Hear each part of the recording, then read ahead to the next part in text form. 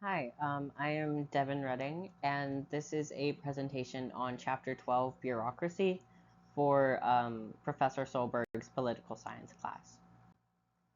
So, first we have to ask, what is bureaucracy? According to our textbook, American Politics Today, bureaucracy is the system of civil servants and political appointees who implement congressional or presidential services, also known as the administrative state.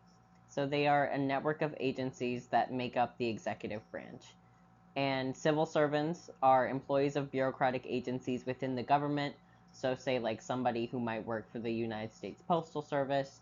And political appointees are people who were selected by an elected leader, such as the president, to hold a government position.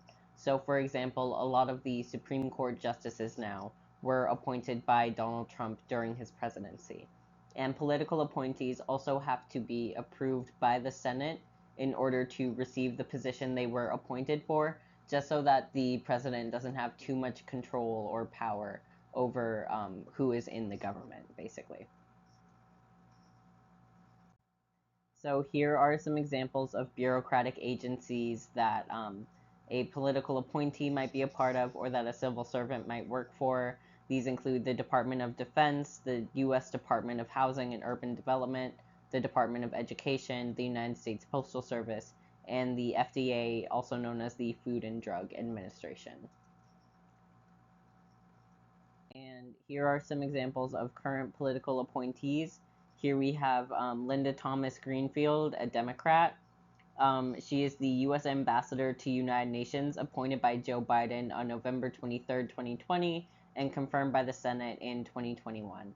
This is Merrick Garland. He used to be the Chief Judge of the Court of the Appeals in the D.C. Circuit in 2013 until 2020, and then he was appointed to be Attorney General by Joe Biden in 2021 and confirmed by the Senate in March 2021. What's interesting is that Barack Obama actually tried to appoint him to be a Supreme Court justice in 2016 at the end of his term, but he was denied by the Senate. So he actually never became a Supreme Court justice. And then we have Jared Bernstein, a Democrat. He was the former chief economist and economic advisor to former Vice President Joe Biden from 2009 to 2011, and he must have done a good job because he is now the chairman of the United States Council of Economic Advisors appointed by Joe Biden. So, what is the purpose of bureaucracy? Why do we have one? So, the main reason I think is to develop regulations. A regulation is defined as a rule that allows the government to exercise control over individuals and corporations by allowing or prohibiting behavior, setting out the conditions under which certain behaviors can occur, or assessing costs or granting benefits based on that behavior. And bureaucrats have the authority to write regulations from acts passed by Congress. So essentially, an example of this would be like the Food and Drug Administration did not always exist. So during like the working class, like Gilded Age of America, people were consuming a lot of unrefined, very like dirty meat and produce and things that could make them, very, very sick. And the working conditions there were very bad. The sanitation was pretty much non existent. So the Food and Drug Administration became a way for the government to understand what is like acceptable produce and what can be like used and actually put into the stomach of Americans without making them sick. So the FDA does a lot now to regulate like the food aspect, like produce and things like that. They have regulations in place as per government law, and its regulations also have to be developed according to noise and comment, which is a step in the rulemaking process in which proposed rules are published in the Federal Register and made available for debate by the general public. So basically, in the process of developing regulations, there has to be a sort of like availability for conversation and for people to actually decide if they like a regulation coming up. And if they don't, then it will be like tweaked and edited before it becomes like an official law or regulation. Furthermore, on the purpose of bureaucracy, we have people bringing expertise to policymaking. So, for example, like things like the Department of Defense, which is a bureaucratic agency, oversees a lot of military decisions. So, we need people in the government who don't have necessarily a political agenda, but just have the agenda of, bringing their expertise into that field where they want America to be ran intelligently, and they have a lot of knowledge and intelligence on a specific topic. So it's sort of making sure that we basically just have people who know what they're talking about influence the executive branch and decision making. Bureaucrats have a significant impact on what the government does and does not do. Um, for, again, like things like the Department of Education, we need people who have been educators, who have experience in the education specter to make decisions about education and not just have it be like a politician who hasn't stepped foot in a classroom since like college graduation. There's also the purpose of delivering services. Some bureaucrats interact directly with citizens to provide services and other benefits.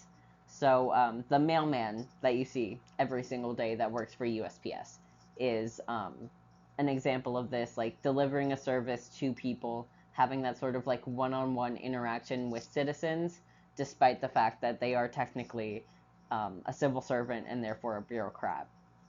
Another example of this would be the Department of Agriculture assisting farmers by processing crop loans and providing advice on new technologies and technique. So here's some of the history of bureaucracy. I know it looks like a lot, but I'll try to get through it pretty fast. So from the founding of our country to Andrew Jackson's election, which is essentially 1776 to 1828, the entire federal bureaucracy numbered at the low thousands because there was an extreme distrust of the government. A lot of what the country was founded on was this idea of like how much influence does the government need to have, because we had just escaped the sort of tyranny and extreme, strict laws of being, under Britain and having those like horrible taxes and things like that that were just really negatively impacting people's lives and the reason that we had a revolution in the first place. So it took us until like 1828 to start actually growing a bureaucracy and developing a bit more trust in the government we were creating. But at that time, there were three executive departments: War, State, and Treasury, plus the Postmaster General, which I think now would be equivalent to like USPS, and executive branch offices formed only when absolutely necessary. So we didn't have a lot of branch offices unless it was a necessity. From 1828, when Andrew Jackson was elected, we had our first large-scale use of the spoil system.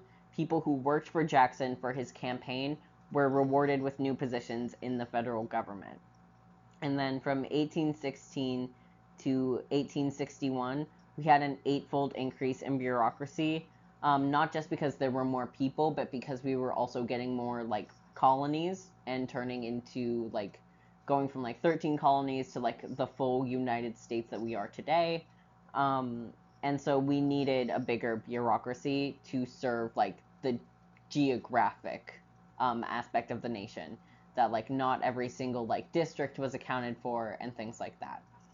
So then in 1883, the Pendleton Civil Service Act was passed, which created the Federal Civil Service, in which bureaucrats are hired on the basis of merit rather than political connections. So this would be like what we describe as civil servants today, people who work for these bureaucratic agencies and seem to be, and are just, your regular average person, but they do still have an impact on our government, and they are hired because they're good people and they're good at what they do, rather than like, oh, this politician wants me to work for this. They're not all like political appointees anymore, was basically what that act said. So from 1890 to 1920, we had the Progressive Era. Laws and executive actions increased the government's regulatory power. The government had an indirect impact on most Americans' lives at this point.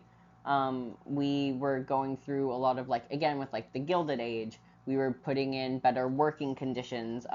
So that comes with like labor laws, which means regulations, which means you need the bureaucracy. And sanitation, you need the bureaucracy for those regulations. So an example of this would be the Sherman Antitrust Act of 1890, the Pure Food and Drug Act of 1906, and the Meat Inspection Act of 1906, which those latter two acts are why we have the FDA now. The 1930s introduced the New Deal, which was a government program, or a multitude of government programs implemented during Franklin Roosevelt's first term as president. So the Social Security Act passed, and the bureaucracy had even more control. So leading up to today, now, it seems that both parties' presidents fight for larger expansions of government policy. So we went from sort of like not having a bureaucracy at all, not trusting ourselves to have one, to now the bureaucracy is a huge part of how every American lives their lives, and has a really big impact on how our country is run and how the lives of everyday people are carried out. So here is a chart of bureaucracy today. So we have the executive branch here, which without the bureaucracy is just this square right here, which is the president, the vice president, the executive office of the president, and all of that. And then underneath it, we have all these agencies that are part of the bureaucracy, like the Department of Agriculture, the Department of Commerce, the Department of Defense. These are all like not, on the same level as people like Congress, Senate, House, the president, the vice president, but they are still very much connected and have equal, if not more, influence, essentially.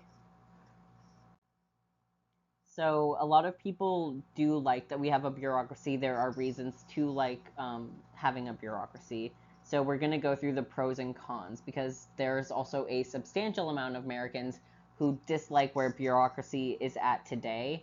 And I think for pretty understandable reasons. But let's go through the pros first. Civil service regulations provide job security even for those without college degrees. So you can be like a civil servant. You can be like something like a mailman or work for the Department of like Agriculture or something in like a low level job. You don't always need a college degree for that.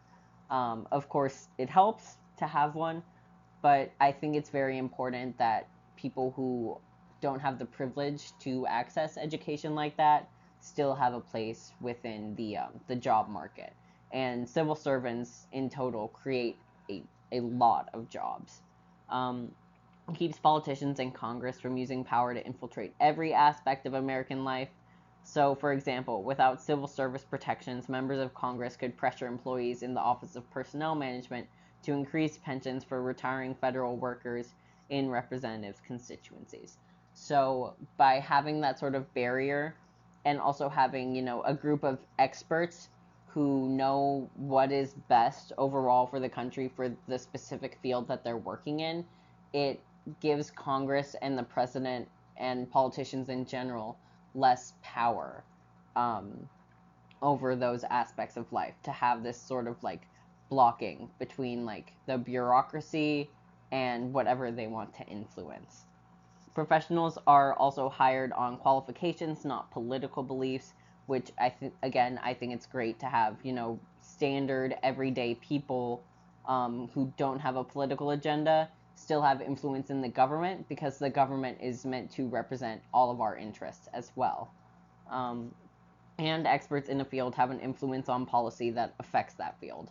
So it's much better than, someone who knows nothing about the military but is a politician making military decisions for the Department of Defense. You know what I mean? So it's good that we have people who know what they're talking about in positions of power to talk about those things, and in a position to provide regulations and maybe, oppose proposed regulations in that field that might make it harder for people to do their job, essentially. And next we have the cons of bureaucracy today. Firing requirements for civil service workers make removing poor performers difficult. So it is a very long process to actually fire a civil servant, which is sort of a double edged sword.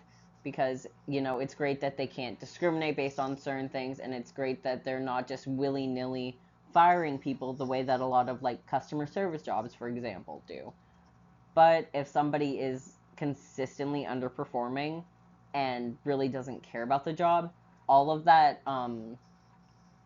like, regulation in how to fire somebody makes it pretty impossible for them to actually get into a job that is a better fit for them and for the country at large. Bureaucracy is rigid and inflexible.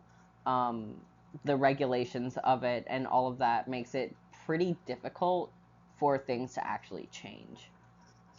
Bureaucratic authority is notoriously undemocratic, and blind adherence to rules may inhibit the actions necessary to achieve organizational goals. So things like a massive amount of paperwork, a lack of caring for all members' opinion can make it difficult for the bureaucracy to do what it sets out to do in the first place. So, for example, like if you have somebody in the Department of Agriculture who is like a lot higher up than, say, like a little farmer, he or whoever might be able to make it actually more difficult for the Department of Agriculture to go about, providing quality service and produce to the country. An overabundance of paperwork and regulations makes it difficult and slow for bureaucracies to achieve their goals. Governmental red tape costs taxpayers time and money, and this is generally why the American public is not fond of the bureaucracy. It costs a lot of money and a lot of time, like I said, to do things like go to the DMV and be there for hours on end, to do something that could be very simple and very streamlined. But because of the regulations in place for things like the DMV, it actually makes it a lot harder on the average citizen to go and do what they need to get done. So the general American public is not fond of bureaucracy. And for our final slide, we have Bureaucracy Today, Public Opinion. Confidence in career civil servants has declined in both parties since 2018. So here we can see that both parties are not necessarily big fans of civil servants. They don't have a good amount of confidence in governmental agencies and their employees. And then after 2020 election, partisans flip in confidence in presidential appointees. So this is the Republican in the red and the Democrat in blue. Overall, it's the percentage of people who say they have a great deal or a fair amount of confidence in officials appointed by a president to achieve or to oversee government agencies. So Democrats, with the election of Joe Biden, have of course become more confident in presidential appointees, and Republicans, because their party is not generally the one being appointed right now, have less confidence. So I imagine this flip-flops essentially every time the party is changed of the president. So overall, that was a sort of introduction to bureaucracy. Took a bit longer than I anticipated, so I'm sorry. But we went over the pros and cons of it. What is it? What's the purpose of it? What's the history of it? And so I invite you all to form your own opinion about bureaucracy. If it's a good thing, if we need less of it, if we need more of it. And yeah, it's been a pleasure. Again, I am Devin Redding, and this is for Political Science, taught by Professor Solberg. So thank you for listening.